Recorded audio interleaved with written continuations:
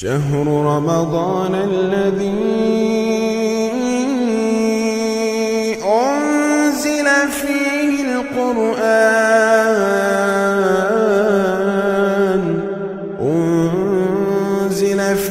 القرآن هدى للناس وبينات من الهدى والفرقان. السلام علیکم ورحمۃ اللہ وبرکاتہ.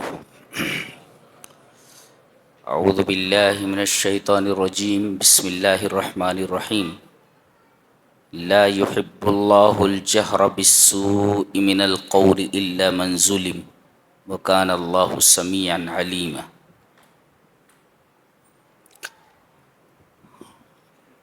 چھٹے پارے کی تفسیر کا خلاصہ پیش کیا جا رہا ہے. اس پہلی آیت میں ایک اہم معاشرتی مسئلہ بیان کیا گیا ہے. وہ یہ کہ اللہ تعالیٰ کو یہ بات بالکل پسند نہیں ہے کہ کوئی کسی کی برائی، خامی اور عیب کو لوگوں کے سامنے بیان کرے.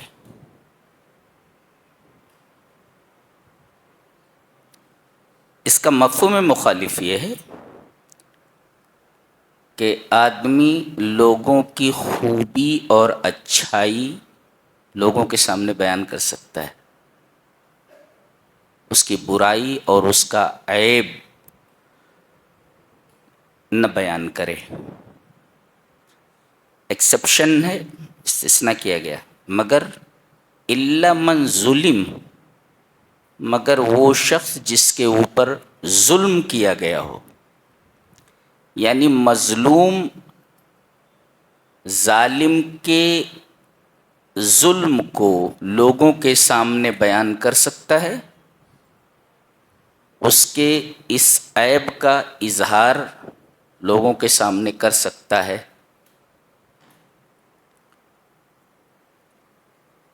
اور اسی دائرے میں یہ مسئلہ بھی آتا ہے کہ آپ نے کسی کو کوئی رقم دے رکھی ہے اور اس کے پاس اس رقم کو ادا کرنے کی طاقت ہے اور وہ ٹول مٹول کر رہا ہو. نبی کریم صلی اللہ علیہ وسلم کی حدیث ہے کہ مطل الغنی ظلم، کہ غنی آدمی، مالدار آدمی کا ٹال مٹول کرنا یہ ظلم ہے. تو اگر آپ کے اوپر کسی کی بقایا رقم ہے تو آپ اسے ادا کر دیں، ٹال مٹول نہ کریں، اس لیے کہ یہ ٹال مٹول کرنا یہ ظلم کے دائرے میں آتا ہے. ایک حدیث ہے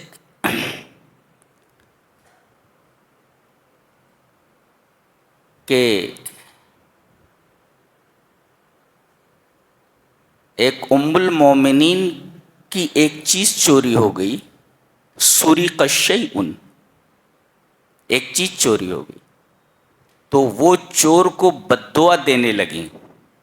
اس سے پتہ چلا کہ چوری بھی ظلم ہے اور ظالم کے اوپر بد دعا کرنے کی اجازت ہے. یہ تو بھی تو اللہ کے رسول صلی اللہ علیہ وسلم نے جب یہ سنا کہ وہ چور کو بد دعا دے رہی ہیں تو آپ نے فرمایا لا تسبخی فی.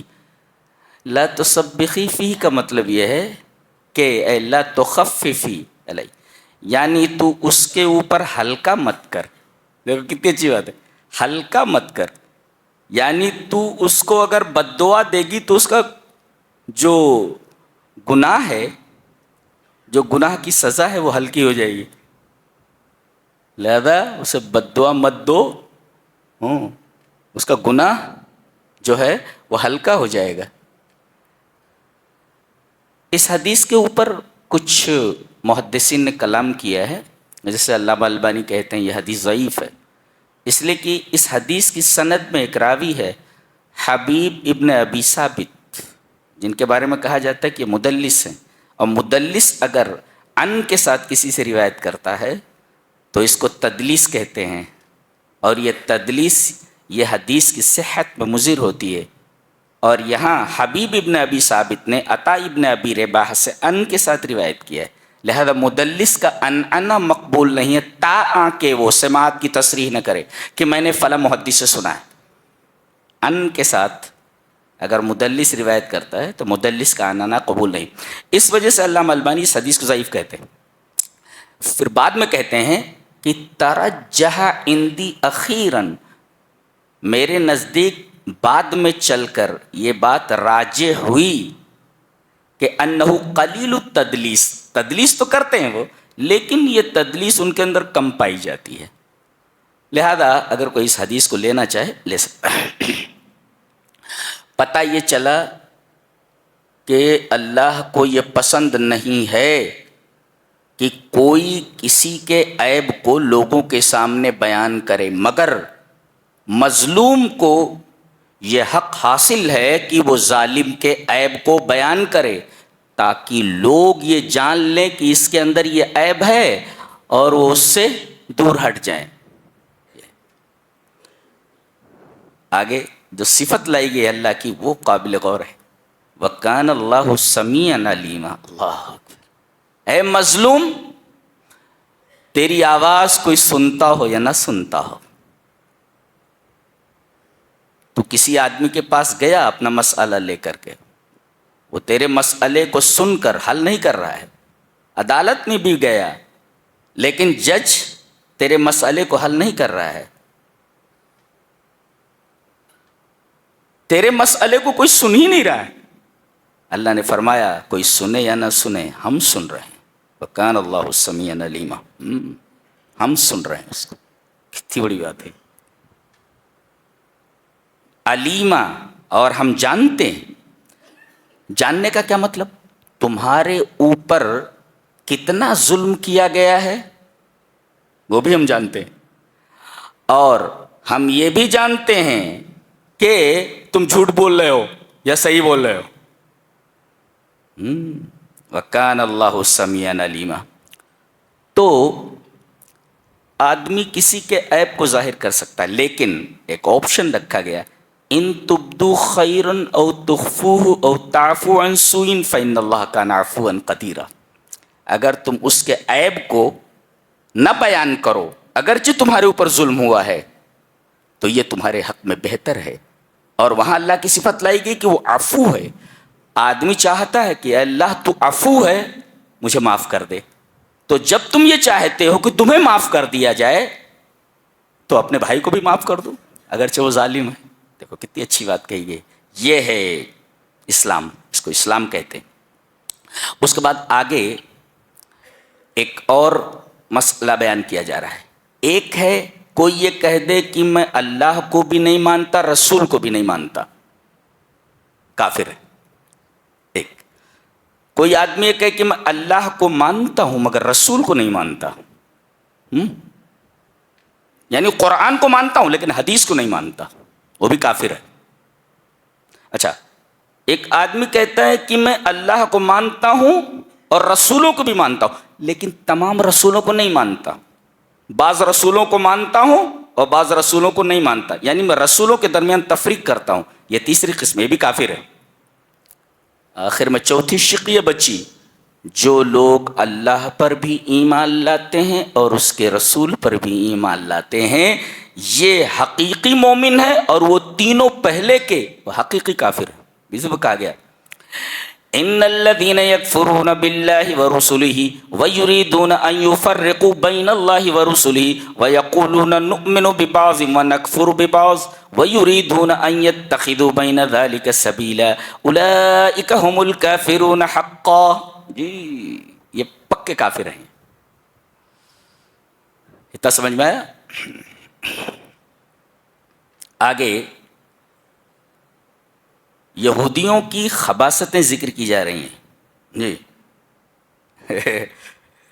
ایک تو ان کا مطالبہ ذکر کیا گیا، انہوں نے کہا کہ ہم اللہ کو اس وقت تک نہیں مانیں گے جب تک کہ اپنی آنکھوں سے نہ دیکھ لیں. یہ دیکھو، یہ بہت خطرناک مطالبہ تھا.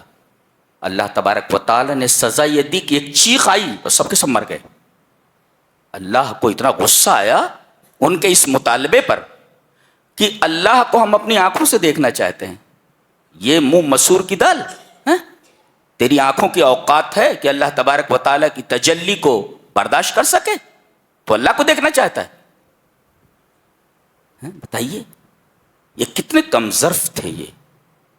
اور نتیجہ کیا ہوا؟ فَأَخَذَتْهُمُ الصَّاعِقَةُ، چیخ آئی اور ان کے ظلم کی وجہ سے اللہ تبارک و تعالیٰ نے ان کو تباہ و برباد کر دیا. پھر دوبارہ ان کو زندہ کیا. یہ عجیب بات ہے. اور پھر ان کی ایک شرارت، ثُمَّ اتَّخَذُوا الْعِجْلَ مِن بَعْدِ مَا جَاءَهُمُ الْبَيِّنَاتُ، دلائل کے آ جانے کے بعد بھی انہوں نے بچھڑے کو معبود بنا لیا. یہ دیکھیے، اللہ کی عبادت کرنے کے بجائے انہوں نے بچھڑے کو معبود بنا لیا. کیسی قوم ہے یہ، کیسی قوم. حیرت ہوتی ہے کہ یہ انبیاء کی اولاد ہیں. انبیاء کی اولاد اتنی خراب ہو سکتی ہے؟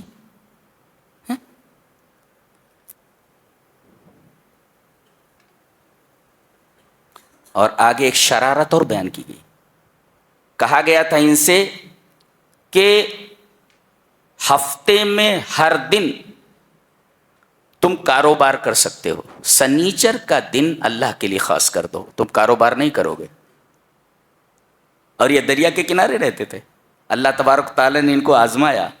7 دن مچھلیاں ساحل کے کنارے سے اس طرح غائب ہو جاتی جیسے گدھے کے سر سے سینگ، مچھلیاں دکھتی نہیں تھیں. اور سنیچر کے دن سر ساحل بڑی بڑی مچھلیاں لوٹتی نظر آتی تھیں. اب ان کے منہ میں پانی آ گیا. یہ ہر امتحان میں ناکام ہوئے. تو انہوں نے کیا کیا؟ ڈائریکٹ انہوں نے مچھلیاں سنیچر دن پکڑنا شروع نہیں کیا، بلکہ انہوں نے ساحل سے جو ہے راستہ بنا کر کے آگے گڈھے کھود دیے. اب جب پانی چڑھتا تو مچھلیاں اس راستے سے جس کو انہوں نے کھودا ہوا تھا اس سے چل کر ان کے گڈھوں میں آ جاتی. پھر یہ جانے کا راستہ بند کر دیتے تھے اور اتوار کے دن مچھلیوں کو پکڑ لیتے تھے. وہ آگے آئے گا. اس طرح انہوں نے ہیلا کر کے اللہ تبارک و تعالی کی ایک حرام کردہ چیز کو حلال کر لیا. ان کی ایک شرارت یہ بھی. آگے ایک شرارت اور ذکر کی جا رہی ہے، وَقَتْلِهِمُ الْأَنْبِيَاءَ بِغَيْرِ حَقٍّ، انبیاء کو ناحق قتل کیا انہوں نے. پورا ایک سلسلہ ہے انبیاء کو قتل کرنے کا. وہ کریم ہوتے ہیں سماج کا، وہ اپنے لیے نہیں دوسروں کی بھلائی کے سوچتے ہیں، لیکن انہوں نے ایسے مخلص لوگوں کو بھی نہیں بخشا، ان کو قتل کر دیا. انبیاء کو قتل کرنا، وَقَتْلِهِمُ الْأَنْبِيَاءَ بِغَيْرِ حَقٍّ. اور یہ دیکھو دیدہ دلیری، وَقَوْلِهِمْ قُلُوبُنَا غُلْفٌ، اور یہ کہتے تھے کہ ہمارے دل پر غلاف چڑھے ہوئے ہیں، تم کتنا بھی بولو ہمارے دل تمہاری باتوں کا اثر قبول کرنے کے لیے تیار نہیں. ایسی گھٹیا قوم تھی. اللہ نے فرمایا یہ تمہارے دل پر غلاف نہیں چڑھا ہوا ہے، تمہارے کفر کی وجہ سے اللہ تبارک و تعالیٰ نے مہر لگا دی ہے تمہارے دلوں پر، اس وجہ سے تمہارے دل نبیوں کی باتوں کا اثر نہیں قبول کرتے. یہ بہت بڑا عذاب ہے تمہارے لیے. اور آگے ان کی ایک شرارت ذکر کی گئی. یہ کہتے ہیں کہ ہم نے عیسیٰ ابن مریم کو قتل کیا ہے. ارے ایک ہوتا ہے گناہ کرنا اور ایک ہے گناہ کا اعلان کرنا. جی کوئی آدمی کسی لڑکی سے زنا کر لے گناہ تو ہے ہی، اب اس گناہ کو اپنے دوستوں سے بیان کرتا پھر رہا ہے، یہ دوسرا گناہ ہے. یہ دوسرا گناہ ہے.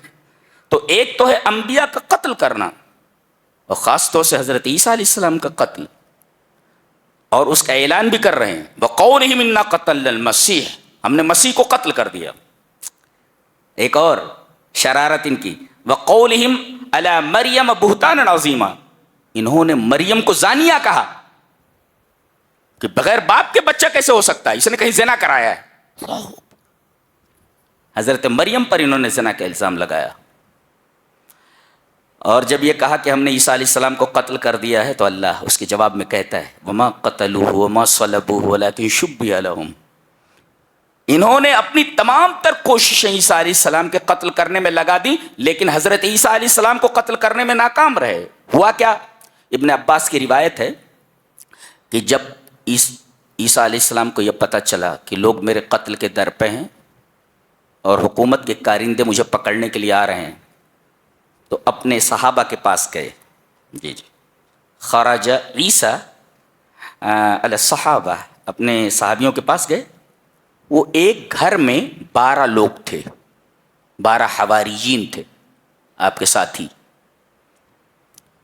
آپ نے کہا ایکم یلقى علیہ شبہی فیقتل مکانی، کون ہے جس کے اوپر میری شکل ڈال دی جائے اور میری جگہ وہ قتل کیا جائے اور قیامت کے دن میرے ساتھ میرے درجے میں ہو. ایک نوعمر نوجوان کھڑا ہوا، کہا کہ میں یہ کام کرنے کے لیے تیار ہوں. من احدثہم سنن، بالکل نوخیز نوجوان تھا. اس نے کہا کہ میں تیار ہوں. اللہ تعالیٰ نے حضرت عیسیٰ علیہ السلام کی شکل اسے دے دی اور جب کارندے حکومت کے آئے تو دیکھا کہ عیسیٰ یہی ہیں اور عیسیٰ کی جگہ پر اس نوجوان کو قتل کر دیا گیا اور حضرت عیسیٰ علیہ السلام کو من روزنۃ البیت، گھر کی کھڑکی سے آسمان پر اٹھا لیا گیا. اس طرح حضرت عیسیٰ علیہ السلام کو بچا لیا گیا اور اس کی جگہ پر وہ نوجوان قتل کیا گیا. اللہ نے فرمایا وما قتلوہ وما صلبوہ ولکن شبہ لہم. انہوں نے عیسیٰ کو قتل نہیں کیا، نہ سولی دی، نہ تو انہوں نے کل کیا، نہ تو کروسیفائی کیا، ولکن شبہ لہم، ماں باللہ ان کے اوپر مشتبہ ہو گیا ہے. وَإِنَّ الَّذِينَ اخْتَلَفُوا فِيهِ لَفِي شَكٍّ مِّنْهُ، لوگوں نے اس میں اختلاف بھی کیا اور اختلاف کی وجہ بھی تھی. اندر عیسیٰ بھی ہیں، برابر ہے. اب اس میں اختلاف ہوا کہ عیسیٰ کون ہے، عیسیٰ ہے کون، عیسیٰ گئے کدھر، اس میں اختلاف ہوا کے بارے میں. معاملہ مشتبہ ہو گیا، عیسیٰ ہے کون. 12 تھے تو یہ تو 11 ہیں اور حضرت عیسیٰ علیہ السلام 13ویں تھے. تو اگر یہ نوجوان یہ عیسیٰ ہیں تو حواری کدھر گیا، اور اگر یہ حواری ہے تو عیسیٰ کدھر گئے. جی اس لیے کہ اندر 12 ہی تھے، لوگوں نے بتایا کہ اندر 12 ہیں اور حضرت عیسیٰ علیہ السلام کو لے کر 13 ہیں. اسی وجہ سے اختلاف ہوا اور آج تک وہ اختلاف باقی ہے. وَإِنَّ الَّذِينَ اخْتَلَفُوا، اگر یہ عیسیٰ ہے تو وہ حواری کدھر گیا 12واں، اور اگر یہ حواری ہے تو عیسیٰ کدھر گئے، یہ اختلاف موجود ہے. وَإِنَّ الَّذِينَ اخْتَلَفُوا فِيهِ لَفِي شَكٍّ مِّنْهُ مَا لَهُم بِهِ مِنْ عِلْمٍ إِلَّا اتِّبَاعَ الظَّنِّ، یہ صرف اٹکل پچھو مار رہے ہیں، حقیقت کا انہیں علم نہیں ہے. وَمَا قَتَلُوهُ يَقِينًا، یقینی طور پر انہوں نے حضرت عیسیٰ علیہ السلام کو قتل نہیں کیا ہے. یقین کا مطلب ہوتا ہے کہ قطعی 100%، 100% قطعی، بالکل سب، اس کو کہتے ہیں یقینی. اللہ تبارک تعالیٰ نے فرمایا کہ 100% یہ بات یقینی ہے، یہ بات ثابت ہے کہ تم عیسیٰ علیہ السلام کو قتل نہیں کر سکے. پھر کہاں گئے، بر رفعہ اللہ الیہ، اللہ نے انہیں اپنی طرف اٹھا لیا. جی آگے بتایا جا رہا ہے، اب قرب قیامت میں اتریں گے. وَإِن مِّنْ أَهْلِ، ایک نقطہ بتایا ہے، وَإِن مِّنْ أَهْلِ الْكِتَابِ إِلَّا لَيُؤْمِنَنَّ بِهِ قَبْلَ مَوْتِهِ، ہر اہل کتاب جنہوں نے عیسیٰ علیہ السلام کا انکار کیا ہے، جب وہ مرتا ہے تو اپنے مرنے سے پہلے حضرت عیسیٰ پر ایمان ضرور لاتا ہے. یہ عجیب بات کہی جا رہی ہے، اس لیے کہ ملک الموت کو دیکھتا ہے، لیکن اس وقت یہ ایمان استقرار ہے اور ملک الموت کو دیکھنے کے بعد ایمان معتبر نہیں ہوتا. جی اس لیے کہ موت کے وقت حقیقت کھل جاتی ہے. سب آدمی حیران رہ جاتا ہے، ارے میں دنیا میں الجھا ہوا تھا، یہ کیا ہے، یہ کیا ہے، یہ کون سا جہان ہے، یہ کون سے لوگ ہیں، یہ آ رہے ہیں. ہم لوگ بھی 2-4 ہونے والے ہیں، ابھی دکھائی نہیں دے رہے، وہ دکھائی دیتے ہو، آتے ہو. روح کو لے جانا ہے نا تو آتے ہی श्योर आते हो। अल्लाह अकबर। और कहा उनकी एक और बुरी आदत है, सूद खाने में ये नंबर 1 है। वाखिहिमुर रिबा वक़द नुहू अन्हु, सख्ती से इन्हें मना किया गया था कि सूद मत खाना। और आज पूरी दुनिया में देखो, सूद के कारोबार की बुनियाद ये यहूदियों के हाथ में है। पूरी सूदी कारोबार जो पूरी दुनिया में पनप रहा है, उसका पूरा कंट्रोल यहूदियों के हाथ में है, जिससे इन्हें रोका गया था। वाखिहिमुर रिबा वक़द नुहू अन्हु, एक तो ये वअक्लिहिम अम्वालन नास बिल बातिल, और ये लोगों का माल बातिल तरीके से खाने में माहिर हैं। किसी का भी माल ले लो, हराम तरीके से और हलाल तरीके से सवाल ही पैदा नहीं होता। इनके लिए हमने अज़ाब अलीम तैयार कर रखा। अल्लाह। लेकिन इन यहूदियों में से भी, अहले किताब में से कुछ अच्छे लोग हैं। कहा गया इनमें एक तो ईमान लाने वाले लोग हैं, बहुत सारे यहूदी ईमान भी लाए, अल्लाह ने उनका इस्तिस्ना किया। और इन ईमान लाने वालों में रासिख फिल इल्म है। देखो, एक होता है रसूख का मतलब होता है जड़ें जमीन के अंदर चली जाएं, तो रासिख फिल में कहते हैं इल्म में गहराई होना। एक होता है आलिम होना और एक होता है रासिख फिल इल्म होना, दोनों में फर्क होता है। आलिम उसके पास इल्म होता है, लेकिन रासिख फिल इल्म जिसका इल्म बहुत पुख्ता, बड़ा मजबूत और बड़ा गहरा होता है। तो एक तो होता है आलिम और एक होता है रासिखीन फिल इल्म, रासिख फिल इल्म होता है। और तीसरे रब्बानी होता है। रब्बानी, रब्बानी किसे कहते हैं? तीसरे पारे में फरमाया गया कूनु रब्बानीयीन, तुम रब्बानी बनो। किसे कहते हैं रब्बानी? बिमा कुंतुम तुअल्लिमूनल किताब व बिमा कुंतुम तदरुसून। रब्बानी वो होता है जिसके अंदर 2 सिफतें पाई जाएं। एक तो वो जो कुरान हकीम की तालीमात को लोगों तक पहुंचाता हो, तुअल्लिमूनल किताब, अल्लाह की किताब का इल्म लोगों तक पहुंचाता हो, रब्बानी हो।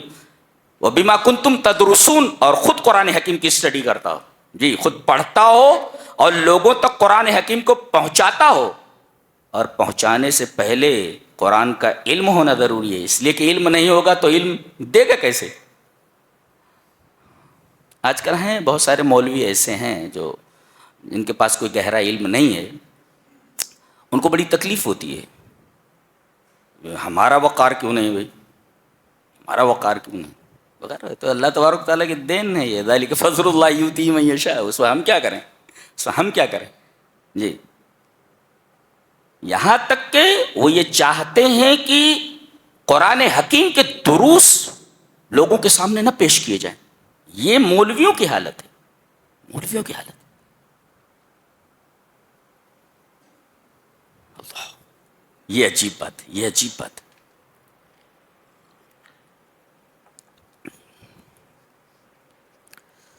उसके बाद अब आप हमारी तरफ मुतवज्जे हो जाएं, बहुत अजीमुशान बातें पेश की जा रही हैं। जहाँ ये सूरह निसा ख़त्म हो रही है, जानते हैं यहाँ आखिर में बहनों का हिस्सा बयान किया गया है।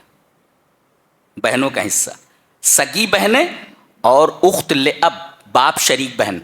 एक सगी बहन और एक बाप शरीक बहन, दोनों के हिस्से बयान किए गए हैं। एक आदमी मर गया, उसकी औलाद नहीं है, उसकी एक बहन है, फलहा निस्फ मा तरक, तो आधा पाएगी वो, पूरी जायदाद का आधा हिस्सा बहन ले लेगी। एक, और अगर एक से ज़्यादा बहनें हैं तो 2/3 ले लेंगी।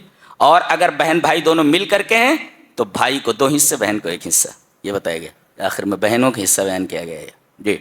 ये सगी बहन का भी है और उख्त ले अब का भी है, यानी बाप शरीक बहन का भी और सगी बहन दोनों का। उसके बाद सूरह मायदा है जी। ये मायदा क्या है?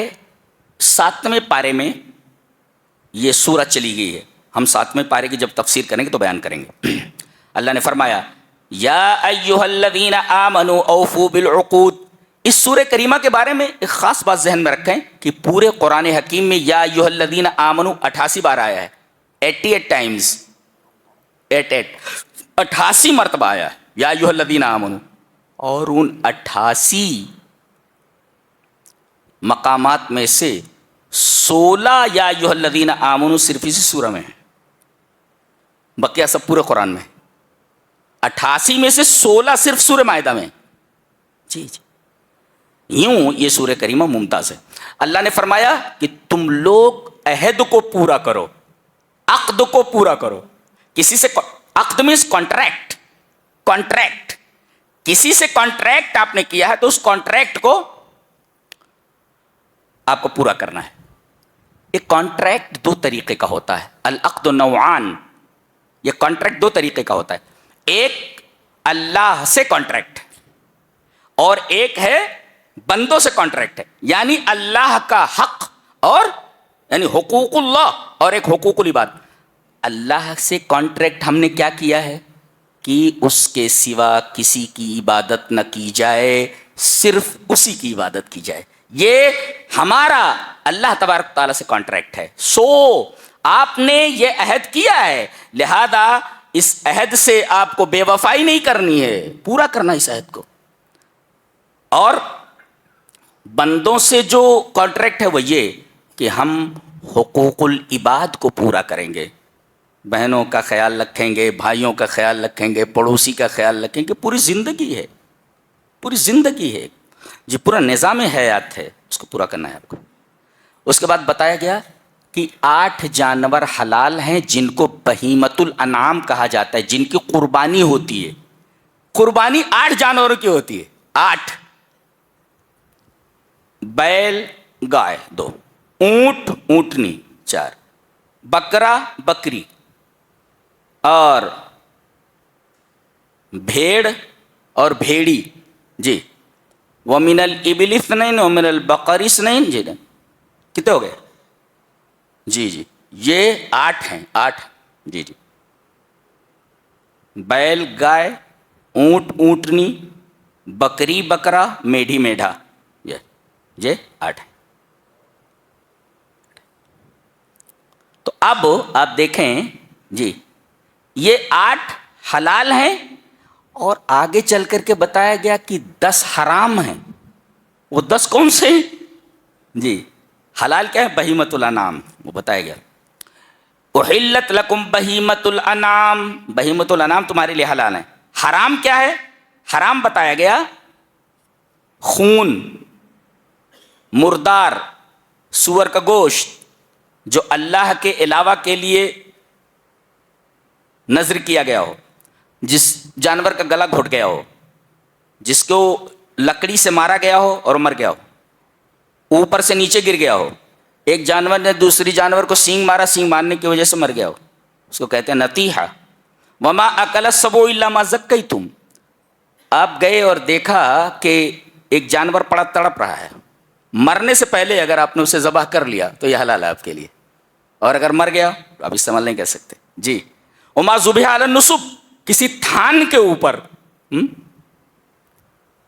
غیر اللہ کی عبادت کے لیے کوئی جگہ بنی ہوئی ہے, وہاں پر آپ لے جا کر کے جانور کو کاٹیں, یہ جانور حرام ہے. وما ذبح علی النصب.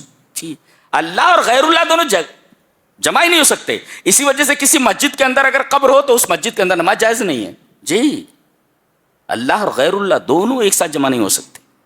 وما ذبح علی النصب وان تستقسم بالازلام, وہ پانسے کے ذریعے, جوئے کا طریقہ تھا, اس کے ذریعے حاصل کیا ہوا مال بھی صحیح نہیں ہے. ذالکم فسق, یہ فسق ہے.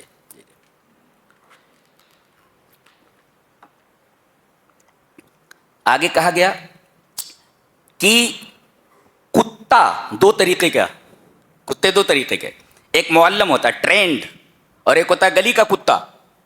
اگر گلی کا کتا کسی جانور کو مار دے اور آپ دیکھیں کہ اس کتے نے اس جانور کو مار دیا ہے, ختم ہو گیا, نہیں کھا سکتے اس کو, حرام ہے. لیکن کتا دیکھو, عالم کتا جسے ٹرینڈ کر دیا گیا ہو, اور مالک اسے بسم اللہ کہہ کر چھوڑے اور جا کر وہ شکار کو پکڑ لے, اور اس طرح پکڑ لے کہ جب تک مالک وہاں پہنچے وہ جانور مر چکا ہے, تو بغیر ذبح کیے ہوئے اس جانور کا کھانا حلال ہے. دیکھو یہ علم ہے. دیکھو, عام کتا اگر مار ڈالے تو آپ نہیں کھا سکتے, عالم کتا اگر ہے, معلم ٹرینڈ ہے, تو اس کا مارا ہوا جانور حلال ہے بغیر ذبح کیے ہوئے. یہ ہے علم کی قدر و قیمت, یہ ہے علم کا مقام. کتے کتے کو علم دے دیا گیا تو اس کا یہ مقام ہو گیا کہ اس کا مارا ہوا مردار جانور، مرا ہوا جانور حلال ہے وہ، لیکن اس کے کچھ شرائط ہیں. شرائط ہیں کہ اپنی طرف سے کچھ نہ کھائے اور مالک بسم اللہ کہہ کر چھوڑے. یہاں تک کہ اگر چھوڑا ہے اور کہہ دے واپس آ جا تو ایسا ٹرینڈ ہو کہ واپس آ جائے. اس کو کہتے ہیں ٹرینڈ. تو معلم کتا اگر ہے تو اس کا مارا ہوا جانور بغیر ذبح کیے ہوئے حلال ہے. اچھا اس کے بعد کہا گیا کہ یہودیوں کی لڑکیاں اور نصرانیوں کی لڑکیاں، عیسائی لڑکیاں اور یہودی لڑکیاں اگر آزاد ہیں، پہلے غلامی چلتی تھی، لونڈیاں ہوتی تھیں، تو ان سے شادی کرنا جائز ہے. وَإِنْ كَانَ جَائِزًا فَالْأَوْلَى تَرْكُهُ. اگرچہ ان سے شادی کرنا جائز ہے مگر بہتر یہ ہے کہ شادی نہ کی جائے. دیکھو اسلوب دیکھو کیسا ہے. وَالْمُحْصَنَاتُ مِنَ الْمُؤْمِنَاتِ وَالْمُحْصَنَاتُ مِنَ الَّذِينَ أُوتُوا الْكِتَابَ مِنْ قَبْلِكُمْ. مومنہ لڑکیاں پہلے، اس کے بعد یہودی لڑکیاں. تو پہلے مومنہ لڑکیوں کا تذکرہ کیا گیا، مسلمانوں کی لڑکیاں، اور اس کے بعد یہودیوں کی لڑکیاں. تو پہلے مومنہ لڑکیوں کو، مسلمانوں کی لڑکیوں کا تذکرہ کیا گیا، یعنی گویا کہ مسلمان لڑکیوں کو فضیلت حاصل ہے یہودی لڑکیوں کے اوپر. کیوں جا رہا ہے ان سے شادی کرنے کے لیے بھائی؟ مسلمانوں کی لڑکیاں کہاں ہیں؟ مسلمانوں کی لڑکیاں موجود ہیں، تو اتنی دور جا کر کے یہودی اور عیسائی لڑکیوں سے شادی کرنے کا کیا مطلب ہے؟ تو گویا کہ مومنہ لڑکیوں کو فضیلت حاصل ہے یہودی لڑکیوں کے اوپر. اس وجہ سے یہاں والمحصنات من المؤمنات پہلے لایا گیا ہے. جی. اور آج کل تو علماء منع کرتے ہیں، اس لیے کہ ان سے شادی کرنے کا مطلب یہ ہے کہ اپنے بچوں کو دین کے باب میں خطرے میں ڈالا جائے. جی. اس کے بعد وضو کا بیان ہے. دیکھو اچھی غور سے سنیں. یا ایھا الذین آمنوا اذا قمتم الی الصلاۃ فاغسلوا وجوہکم. ایک تو یہ ہے کہ پہلے آپ وضو کی نیت کریں، اس کے بعد چہرہ دھلنا ہے اور کہونیوں تک، مرفق من کہونی تک یہ ہاتھوں کو دھلنا ہے، اور سر کا مسح کرنا ہے. سر کا پورا مسح کرنا، راس کہتے ہیں یہاں سے لے کر کے یہاں تک پورے سر کا مسح کرنا. کیسے کریں گے؟ ہاتھ کو یہاں سے ایسے لے جائیں، اور آج کل تو ایسا ہے کہ وہ بال خراب نہ ہو جائیں ایسے کر کے ایسے چھوڑ دیتے، مسا نہیں ہوتا. ہیئر اسٹائل نہیں خراب ہونا، تو پورا ایسے اتار لو نا، ایسے پورا ایسے کرو، یہاں سے لے جاؤ ایسے، پھر یہاں سے ادھر ایسے لاؤ، اس طریقے سے لاؤ اسے. جی یہاں سے شروع کرو اور گدی تک لے جاؤ. کیفا میں نے گدی، یہ گدی تک لے جاؤ، اور گدی سے پھر اس کے بعد جہاں سے شروع کیے تو وہیں آ جاؤ. یہ ہے ہیئر اسٹائل کا خیال نہ رکھو. ہیئر اسٹائل کا خیال رکھو گے تو نماز ہی نہیں ہوگی، اس لیے کہ آپ کا وضو ہی نہیں ہوا. اور یہ مسح کرنا پورے سر کا یہ فرض ہے. جی لہذا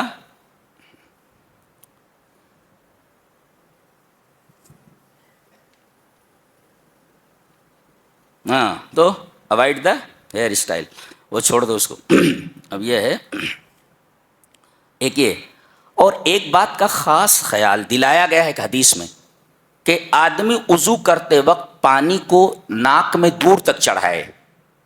جی جعل فی انفہ ماء، ناک میں پانی دور تک چڑھائے، اور اس کے بعد ولینصر، اور پورا ڈالر باہر نکال دے. بعض لوگوں کا بغیر اس کے ہی ڈالر نہیں کرتا رہتا، چھو کرتا رہتا، اور ڈالر پورا پھینک دینا باہر.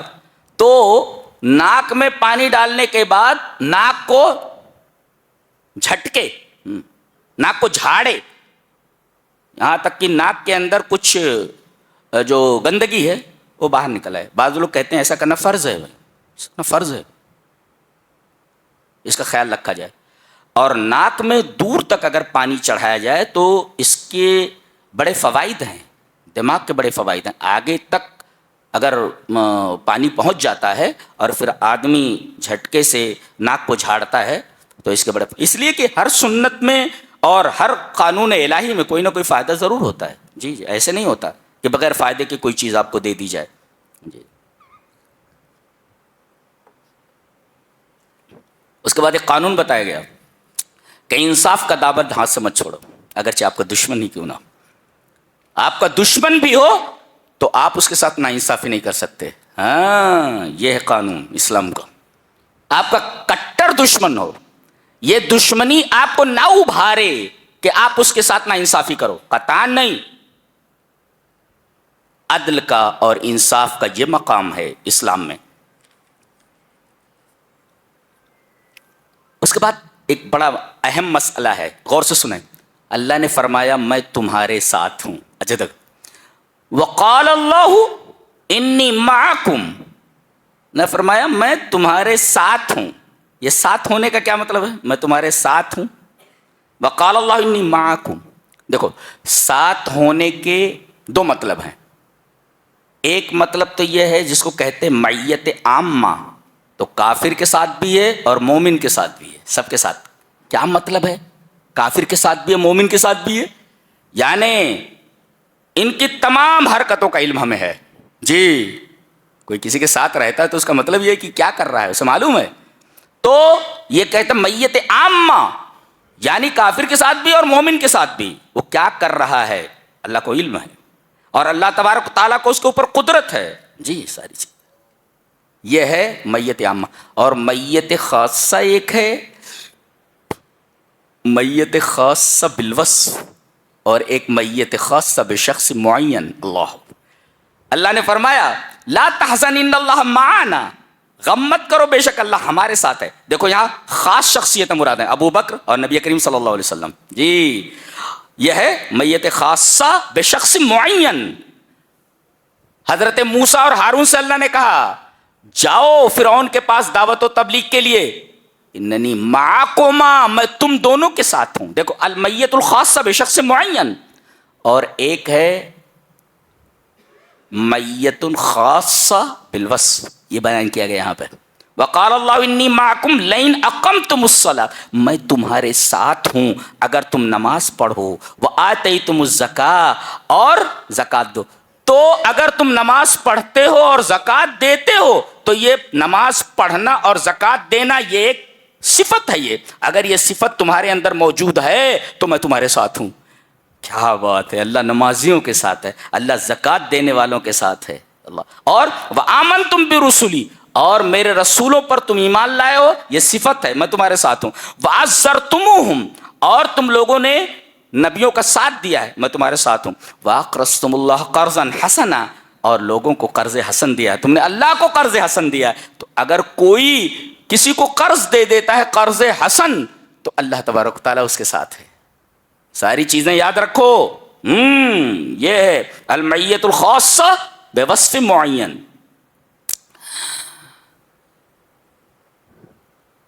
اس کے بعد کہا جا رہا ہے قد جاءکم من اللہ نور و کتاب، تم لوگوں کے پاس نور آ گیا اور واضح کتاب. نور سے مراد نبی کریم صلی اللہ علیہ وسلم ہے، اور کتاب مبین سے مراد قرآن ہے. نبی کریم صلی اللہ علیہ وسلم نور ہیں، نور سے بنے ہوئے نہیں بلکہ نور ہدایت ہیں.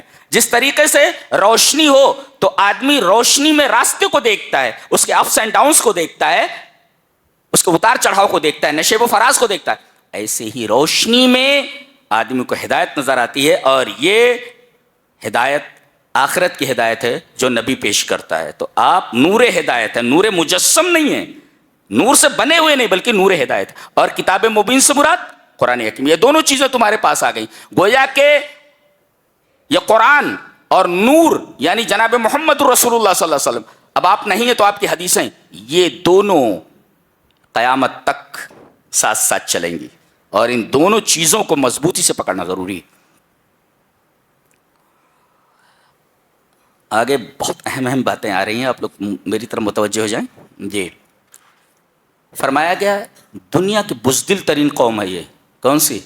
یہود. ان سے کہا گیا کہ چلو ارض مقدس میں داخل ہو جاؤ، فلسطین میں. ان کو پتا چلا کہ بڑے تگڑے تگڑے لوگ وہاں موجود ہیں، لال کر دیتے ان کی. بڑے تگڑے تگڑے لوگ. کہنے لگے جب تک پورا گاؤں خالی نہیں ہو جاتا تب تک ہم اس بستی میں داخل نہیں ہوں گے. یہ لو واہ واہ واہ، ہینگ لگے نہ پھٹکری رنگ چوکھا ہے، واہ بھائی واہ. یعنی ہم بستی میں اس وقت رہنا ہے، تمہیں مزے تمہیں کرنے ہیں، اور جگہ خالی ہونی چاہیے مکمل، کوئی ایک آدمی نہیں رہنا چاہیے. یہ ہے ان کی بزدلی کی انتہا. اور یاد رکھو ہمیشہ ان کے بارے میں جو بھی یہود کی تاریخ پر غور کرے گا اسے معلوم ہو جائے گا کہ ان کے سامنے اگر کوئی طاقتور آ جائے تو جھک جاتے ہیں، اور اگر کمزور آ جائے تو اس کے اوپر چڑھ جاتے ہیں. یہ ان کی عادت ہے بدماشوں کی. طاقتور ان کے سامنے آ جائے تو جھک جاتے ہیں, اور اگر کمزور آ جائے تو اس کے اوپر چڑھ جاتے ہیں. یہ ان کی عادت ہے. انتہا درجے کے ذلیل اور انتہا درجے کے بزدل ہیں یہ. فرمایا گیا کہ یا قوم ادخلوا الارض المقدسۃ التي كتب اللہ لکم.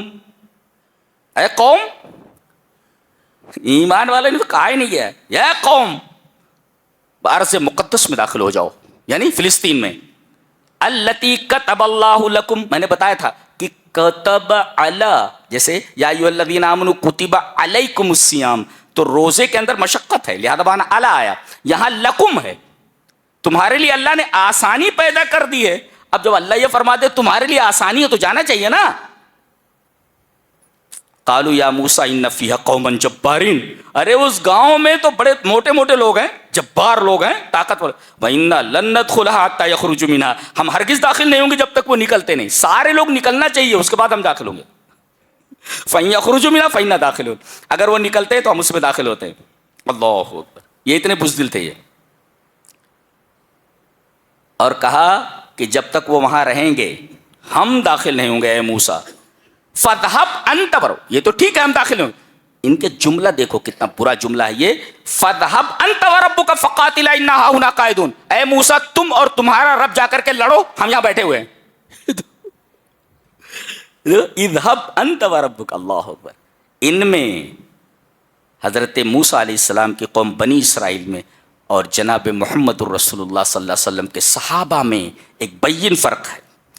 مسلم شریف میں ایک روایت ہے کہ جب بات آئی جنگ بدر کی, سر و سامان بہت کم ہے, مسلمان آگے پیچھے ہو رہے ہیں, ہم لوگ تیاری سے تو آئے نہیں تھے, ہمیں لڑنا نہیں تھا, ہمیں تو قافلے کو پکڑنا تھا.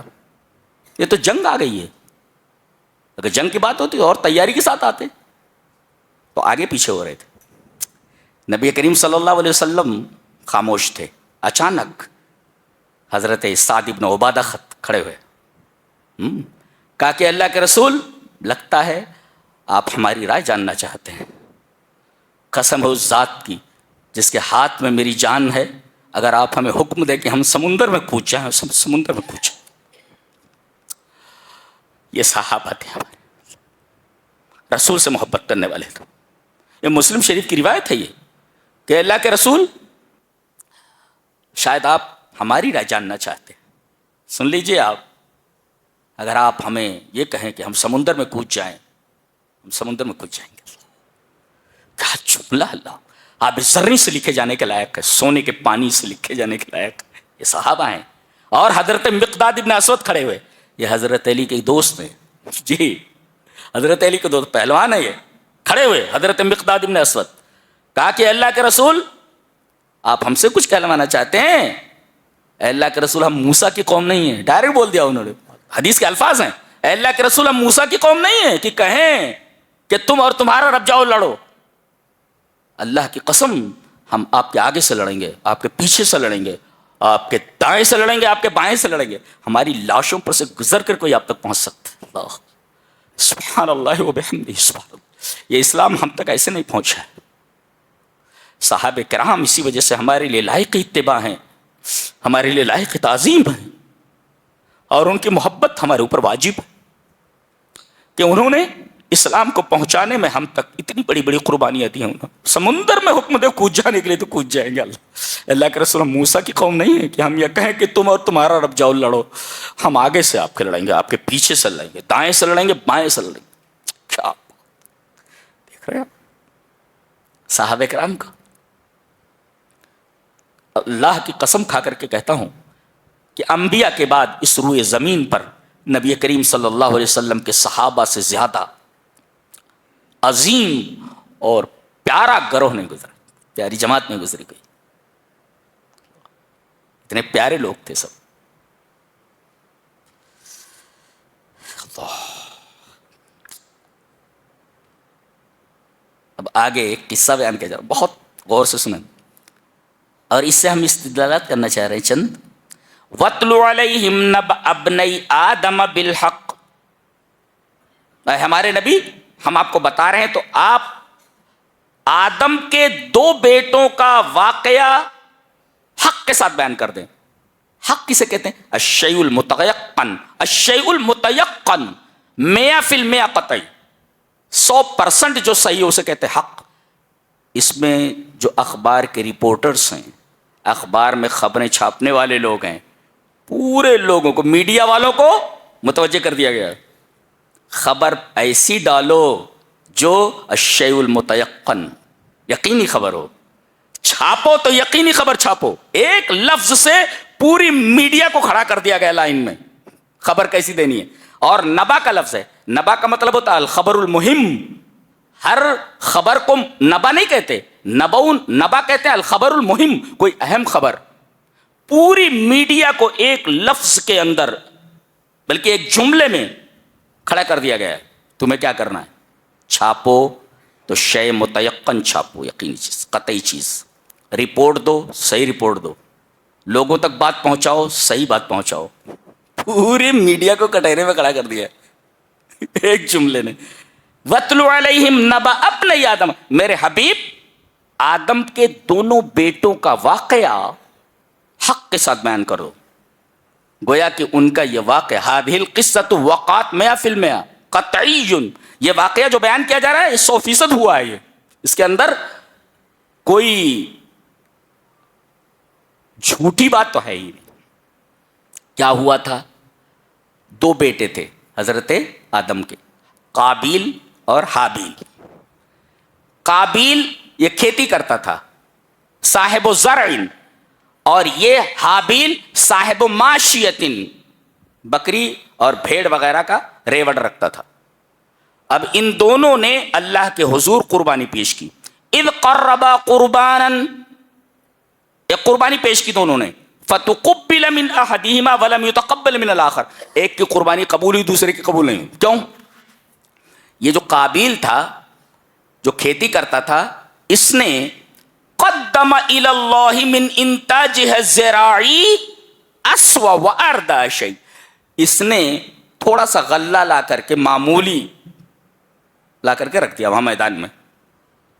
اور حابیل نے اپنے ریوڑ میں سے ایک اسمن اور افضل، ایک خوبصورت میڑھا لا کر کے قربانی کے لیے کھڑا کر دیا.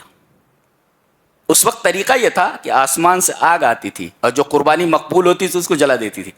آسمان سے آگ آئی اور میڑھے کو جلا گئی. حابیل کی قربانی قبول ہو گئی. اب یہ غصے میں آ گیا، کہا کہ تیری قربانی کیسے قبول ہو گئی؟ ارے بھائی تیری نیت اچھی نہیں ہے. اللہ تبارک تعالیٰ نے فرمایا انما یتقبل اللہ من المتقین. ایک میزان اور ایک ترازو دے دیا گیا، ایک معیار دے دیا گیا قبولیت کا، کہ آدمی کا عمل کب قبول ہوتا ہے؟ جب اس کے اندر اخلاص ہو. جتنا اخلاص ہوگا اتنا زیادہ وہ اللہ کے قریب ہوگا، اور اللہ تبارک و تعالیٰ اس عبادت کو اتنا ہی شرف قبول بخشے گا. جیسے جیسے آپ کا تقوی بڑھتا جائے گا، اخلاص بڑھتا جائے گا، ویسے ویسے آپ قبولیت کے قریب ہوتے جائیں گے. آپ کا وہ عمل اقرب الی الثواب اور اقرب الی اللہ ہوتا جائے گا. ایک چیز یہ میزان ہے. اچھا، غصے میں آ گیا، کہا مجھے تجھے قتل کر دوں گا. اس نے کہا ٹھیک ہے، تو مجھے قتل کر دے گا لیکن میں تجھے قتل نہیں کروں گا، اپنا ہاتھ نہیں بڑھاؤں گا تجھے قتل کرنے کے لیے. یہ پہلا قتل ہوئے زمین کے اوپر ہوا ہے. ایک بھائی نے ایک بھائی کو مارا ہے. ایک بھائی نے ایک بھائی کو مارا ہے. سگے بھائی نے سگے بھائی کو مارا ہے حسد کی وجہ سے. لہذا حسد کو دلوں سے نکال دو. کوئی بھائی اپنا بڑھ رہا ہے، تمنا کرو اے اللہ تو نے جو میرے بھائی کو نعمت عطا کی ہے وہ نعمت ہمیں بھی عطا کر دے. جلو نہیں اس سے. جی مار ڈالا. اب یہ پہلا قتل تھا، پہلی موت تھی. سمجھ میں نہیں آ رہا تھا مردے کا کریں کیا. لادے لادے لاش کو گھوم رہا ہے. فبعث اللہ غرابا، اللہ نے کوے کو بھیجا. یہ کوا ہی کیوں بھیجا؟ کوا. آج مجھے لگ گیا 50 صفحات پڑھنے میں یہ جاننے کے لیے کہ اللہ نے کوا ہی کیوں بھیجا.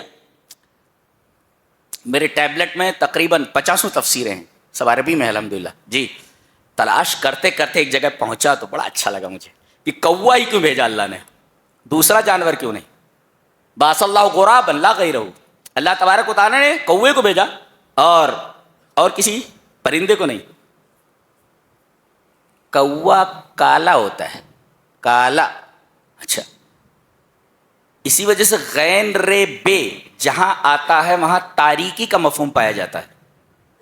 مغرب غروب ہونے کی جگہ، اور ظاہر ہے کہ غروب ہونے کی جگہ سورج جب غروب ہو جائے تو تاریکی پھیل جاتی ہے. دیکھو وہاں بھی سواد ہے، سیاہی، اور کوے کا رنگ بھی سیاہ ہے.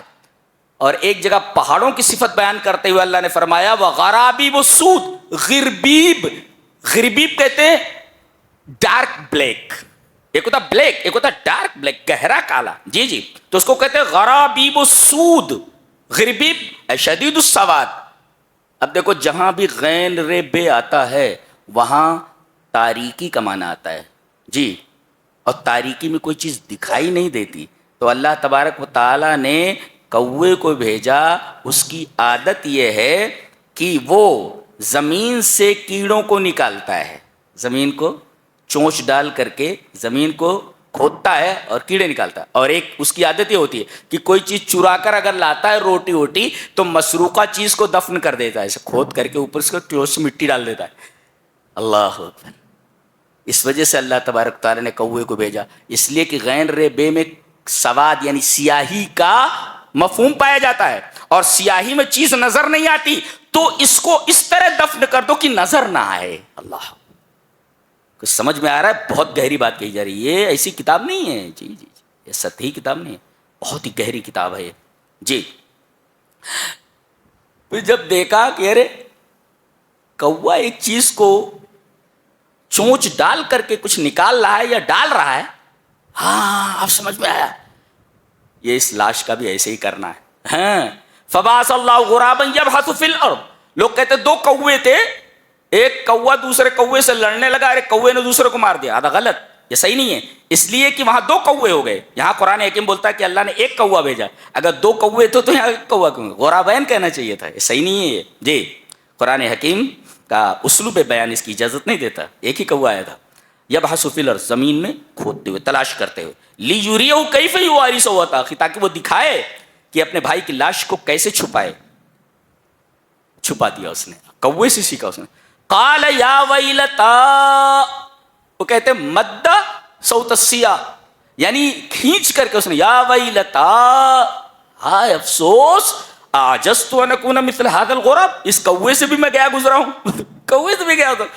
پتہ یہ چلا کہ آدمی کبھی کبھی اپنی سطح سے اتنے نیچے اتر جاتا ہے کہ کوئی جانور اس سطح پر نہیں جا سکتا.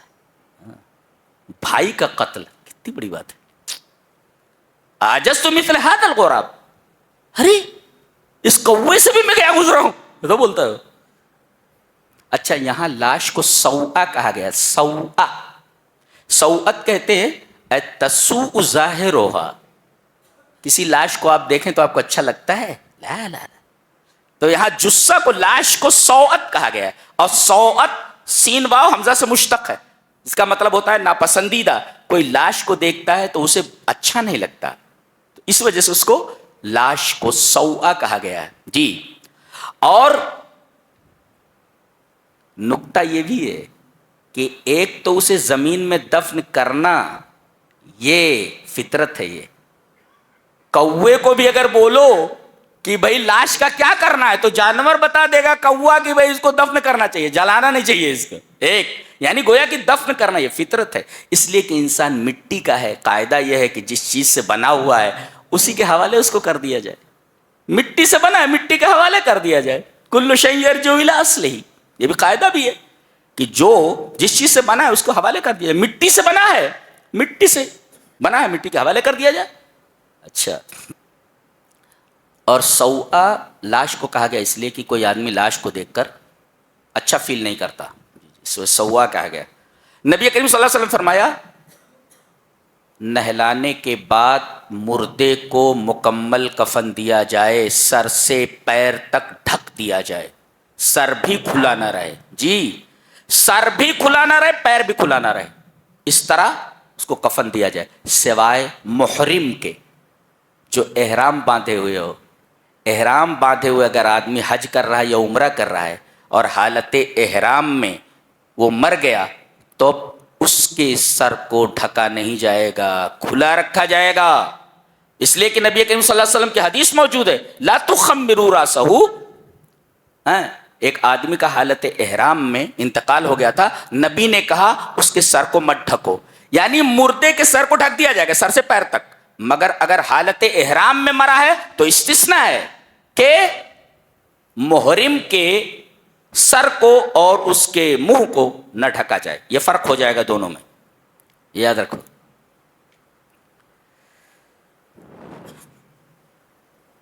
آگے بتایا گیا چونکہ معاملہ قتل کا ہے، آگے بتایا گیا جو آدمی کسی آدمی کو بلا وجہ قتل کر دے اس نے پوری انسانیت کو قتل کیا۔ انسانی جان کا احترام دیکھو کتنا ہے اسلام میں، کہتے ہیں اسلام ٹیررزم کا مذہب ہے۔ بولنے والوں کو قرآن حکیم کو مطالعہ کرنا چاہیے کہ انسانی جان کا احترام کتنا ہے۔ ایک آدمی نے قتل کر دیا اپنے بھائی کو، نبی کریم صلی اللہ علیہ وسلم فرمایا جتنے بھی قتل دنیا میں ہوں گے اس قتل کا ایک حصہ، اس کا ایک گناہ آدم کے پہلے بیٹے کو جس نے قتل کیا ہے اس کو ملتا رہے گا، اس لیے کہ اس نے یہ بری سنت ایجاد کی، سب سے پہلے قتل اس نے کیا ہے جی۔ اس کے بعد آیت وسیلہ ہے، غور سے سنیں اس آیت وسیلہ کو، بہت غور سے سنیں۔ یا ایھا الذین آمنوا اتقوا اللہ وابتغوا الیہ الوسیلۃ وجاہدوا فی سبیلہ لعلکم تفلحون۔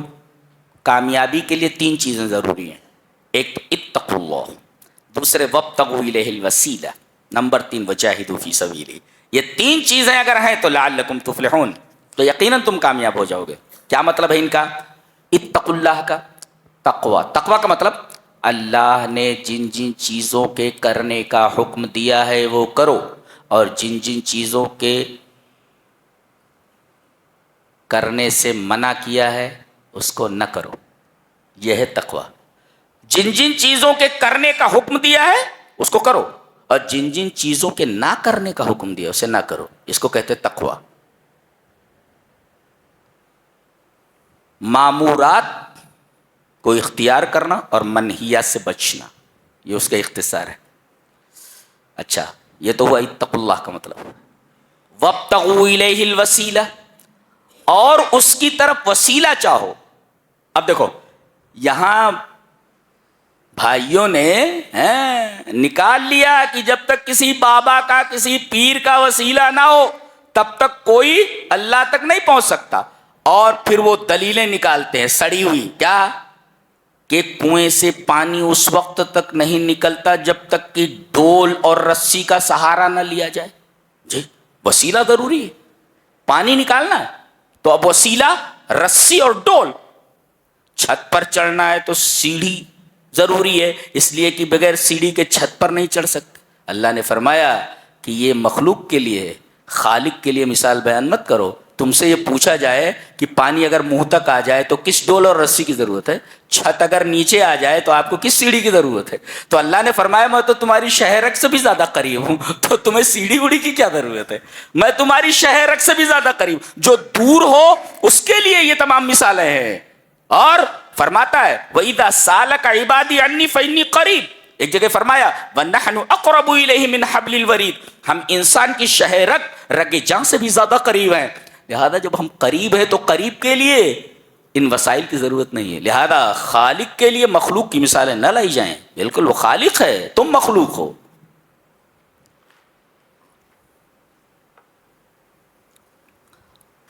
تو وسیلہ کسی کا نہیں لیا جا سکتا، تین وسیلے جائز ہیں جو نبی نے بتایا، اور سوال یہ ہے کہ وسیلہ کیا ہے؟ تم بتاؤ گے کہ نبی بتائے گا؟ نبی بتائے گا کہ وسیلہ کسے کہتے ہیں۔ اور ویسے بھی کہا جائے کہ توسل الی فلان، تو اس کا مطلب یہ ہوگا توسل الیہ بعمل، تقرب الیہ بعمل، یعنی کوئی عمل کر کے کسی کے قریب گیا، یہ کام کیا اس نے، یہ کام کر کے اس کے قریب، تقرب الیہ بعمل، کوئی عمل کر کے کسی کے قریب ہو گیا۔ تو اللہ یہ فرما رہا ہے کہ نیک عمل کرو تو میرے قریب ہو جاؤ گے، یہ سیدھا سا مسئلہ ہے وسیلے کا، وسیلہ القربہ جی۔ تو تین وسیلے جائز ہیں، ایک تو کسی نیک مومن آدمی کی دعا کا وسیلہ، آدمی کا وسیلہ نہیں، دعا کا وسیلہ. جیسے حدیث صحیح ہے کہ ایک دفعہ مدینہ میں قحط پڑا، بہت زبردست قحط تھا، تو حضرت عمر رضی اللہ تعالیٰ عنہ صحابہ کے ساتھ مدینہ کے سب سے بزرگ نبی کریم صلی اللہ علیہ وسلم کے چچا محترم حضرت عباس ابن عبد المطلب کے پاس آئے اور کہا کہ آپ دعا فرمائیں بارش کے لیے. نقطہ یہ ملا، دیکھو مدینہ ہے، آپ نبی کی قبر پر نہیں گئے بلکہ نبی کے چچا کے پاس آئے جو زندہ تھے. پتہ یہ چلا کہ دنیا سے چلے جانے کے بعد نبی سے بھی کوئی چیز نہیں مانگی جا سکتی، ورنہ صحابہ یہ کام ضرور کرتے. اور اگر صحابہ سے محبت ہے جنہوں نے اپنی جانیں لگا دیں اسلام کو ہم تک پہنچانے کے لیے، تو آپ کا یہ وتیرہ ہونا چاہیے کہ جو صحابہ نے کیا ہے اسے آپ کو بھی کرنا ہے. انہوں نے نبی کریم صلی اللہ علیہ وسلم کی قبر پر جا کر کے بارش کی دعا نہیں مانگی، بلکہ وہ نبی کریم صلی اللہ علیہ وسلم کی حدیث کے مطابق نیک آدمی کا وسیلہ، اس کی دعا کا وسیلہ لینے کے لیے آ گئے. عباس ابن عبد المطلب سے کہا آپ نیک ہیں، آپ دعا کریں. دعا ہوئی اور ابھی فارغ بھی نہیں ہوئے تھے، موسلادھار بارش شروع ہو گئی. اللہ اکبر. یہ مناظر ہم لوگوں نے نہیں دیکھے یار، ایسا نہیں دیکھے، اس لیے کہ ہمارا ایمان اس درجے کا نہیں ہے. بتائیے، دعا کے لیے ہیں اور اس کے بعد کہیں بادل وادل نہیں. دعا ختم ہوئی، چاروں طرف سے بادل ہی بادل، موسلادھار بارش شروع ہو گئی. ساری مصیبتیں اسی وجہ سے. ہم کو مانگنے کا طریقہ نہیں ہے، ہمارے اندر وہ تقویٰ نہیں ہے، ہمارے اندر اس طریقے کا ایمان نہیں ہے، تو کہتے وہ چیزیں یوں اب کیوں نہیں ہو رہی ہیں؟ وہ چیزیں اب کیوں نہیں ہو رہی؟ تیری اوقات کیا ہے؟ تمہارے اندر وہ چیز نہیں ہو رہی ہے، اسی وجہ سے وہ چیزیں نہیں ہو رہی. جی. تو ایک تو ہے کسی نیک مومن آدمی کی دعا کا وسیلہ، آدمی کا نہیں، ذات کا نہیں، اس کی دعا کا. جیسے عباس ابن عبد المطلب کا وسیلہ لیا گیا قحط کے موسم میں بارش کے لیے، اور دوسرے اللہ تبارک و تعالیٰ کے اسماء الحسنی کا وسیلہ دعا قبول. دیکھیے ایک روایت ہے کہ آدمی اگر یہ دعا کرے اس طرح، اللہم انی اسألک بانی اشہد انک انت اللہ لا الہ الا انت الاحد الصمد لم یلد ولم یولد ولم یکن لہ کفوا احد. اگر یہ دعا پڑھ کر کے مانگے تو نبی اکرم صلی اللہ علیہ وسلم نے فرمایا یہ دعا ایسی ہے کہ اذا دعی بہ اجاب. اس میں اعظم ہے یہ، اگر اس کے ذریعے کوئی آدمی دعا کرے تو دعا قبول ہوتی ہے، اور کوئی چیز مانگے تو دی جاتی ہے. وَإِذَا سُئِلَ فَأُعْطِيَ. اللہ کیا ہے وہ؟ اللہم انی اسألک بانی اشہد انک انت اللہ لا الہ الا انت الاحد الصمد الذی لم یلد ولم یولد ولم یکن لہ کفوا احد. یہ دعا. تو اللہ تبارک تعالیٰ کے اسماء الحسنی کا وسیلہ، احد ہے، صمد ہے، اے اللہ تو ایک ہے، اے اللہ تو بے نیاز ہے، اے اللہ تو غفور رحیم ہے. تو اس طریقے سے کہہ کر کے پھر اللہ سے مانگو، اللہ میں پریشان حال ہوں، پریشانیوں کا دور کرنے والا تو ہی ہے، میری پریشانی کو دور کر دے. میرے رب میں بہت گنہگار ہوں، تو غفور رحیم ہے، میرے اوپر رحم فرما، مجھے معاف کر دے میرے رب. اللہ کو بہت اچھا لگتا ہے بندہ جب مانگتا ہے اور روتا ہے، تو اللہ تبارک تعالیٰ دیکھتا ہے اپنے بندے کو روتے، دیکھتا ہے اس کو. اللہ. اور تیسرے ہے اعمال صالحہ کا وسیلہ. کوئی نیک عمل آپ نے کیا، اگر آپ نے کوئی نیک عمل کیا ہے اور آپ کوئی چیز اللہ سے چاہتے ہیں تو اپنے نیک عمل کا وسیلہ بن، اے اللہ میں نے وہ نیک عمل کیا تھا، اگر وہ تیری نگاہ میں اچھا تھا تو اللہ میں اس عمل کے وسیلے سے دعا مانگتا ہوں کہ میری اس مصیبت کو دور کر دے. جیسے حدیث میں ہے کہ 3 غار والے، حدیث غار کہ 3 آدمی بارش سے جو ہے بچنے کے لیے وہ ایک غار میں گھس گئے، اور بارش کی وجہ سے وہ ایک چٹان سرکی اور غار کے منہ پر آ کر ٹھہر گئی. چٹان اتنی بڑی تھی اور نکلنے کا راستہ بھی نہیں تھا. وہ تینوں زور لگا رہے ہیں اندر سے، چٹان ہٹ نہیں رہی ہے، جنگل ہے، آس پاس کوئی ہے بھی نہیں، موت لازمی تھی. تینوں نے مشورہ کیا کہ یہ چٹان تو ہٹنے والی نہیں ہے، اب اپنے اپنے عملوں کا جو تم نے اپنی زندگی میں اپنی سمجھ کے مطابق اچھا عمل کیا ہے، اپنے اپنے عملوں کا وسیلہ لے کر کے اللہ سے دعا کرو. اس میں ایک آدمی تھا، کہا کہ اللہ میرے پاس ایک کام کرنے والا تھا، مزدور تھا، تھوڑا سا جو یا تھوڑی سی چیز رہ گئی تھی اور چلا گیا وہ. میرے رب میں نے اس تھوڑی سی چیز کو انویسٹ کر دیا, لگا دیا. جب وہ آیا برسوں کے بعد تو کہا کہ وہ جو آپ کے پاس میرا تھوڑا سا جو وغیرہ باقی تھا وہ مجھے دے دو. کہا کہ یہ ساری بکریاں تیری ہیں, یہ سارے اونٹ تیرے ہیں. وہ کہہ رہا مذاق کر رہے ہو, مذاق کر رہے ہو. کہا کہ نہیں, تو نے جو چیز میرے پاس چھوڑی تھی, تیرا جو حق تھا میں نے اس کو انویسٹ کر دیا تھا, اس کا فائدہ یہ ہوا جس سے یہ ساری چیزیں خریدی ہوئی تیری ہیں, لے جا. اس نے کہا میرے رب اگر میرا یہ عمل تیری نگاہ میں اچھا ہے تو چٹان کو سرکا دے. تھوڑی سی چٹان سرک گئی. کیا طاقت, اللہ اکبر, نیک عملوں کے ذریعے دعا کرنی. کچھ سمجھ میں آ رہا ہے جی؟ یہ بہرحال وہ تین ہیں, تینوں نے ایک ایک عمل کا وسیلہ لیا, وہ مشہور ہے وہ. تو اللہ کے اسماء الحسنی کا وسیلہ, اپنے کسی نیک عمل کا وسیلہ, اور کسی نیک مومن بندے کی دعا کا وسیلہ. ریپیٹ کرتا ہوں, اللہ کے اسماء الحسنی کا وسیلہ, اپنے کسی نیک عمل کا وسیلہ, اعمال صالحہ کا وسیلہ جی, اور کسی نیک مومن بندے کی دعا کا وسیلہ. ان تین وسیلوں کے علاوہ کوئی بھی وسیلہ جائز نہیں. اس کے بعد یہودیوں کی ایک شیطانیت بتائی جا رہی ہے کہ یہ جھوٹ سنتے بہت ہیں. جھوٹ یہ سنتے ہیں اور تحقیق کیے بغیر اس کی تصدیق کر دیتے. ارے بھئی کوئی آدمی جھوٹ بول رہا ہے, کوئی خبر لا رہا ہے, اس کی تحری کرو, چیک کرو اس کو, خبر صحیح ہے کہ نہیں. یہ چیک نہیں کرتے, ڈائریکٹ اس کے اوپر ایکشن لیتے ہیں. یہ بڑی خراب عادت, اور اس جھوٹ کو لوگوں تک پہنچاتے ہیں. یہ دیکھا, یہ جھوٹ پھیلانے میں نمبر 1 ہے. یہ پوری دنیا کو تو انہوں نے جھوٹ میں الجھا رکھا ہے, جھوٹ پھیلا بلا کر کے. اتنی بدنصیب قوم ہے اللہ, اتنی بدنصیب قوم. جی جی, اب یہ سورہ کریمہ آگے تک چلی گئی ہے 7ویں پارے میں. چلیے کل اس پر بحث کرتے ہیں 7ویں پارے میں انشاءاللہ. یہ رہا 6 پارے کی تفسیر کا خلاصہ. اللہ ہمیں نیک عمل اور اچھی سمجھ کی توفیق عطا فرمائے. وآخر دعوانا الحمدللہ رب العالمین.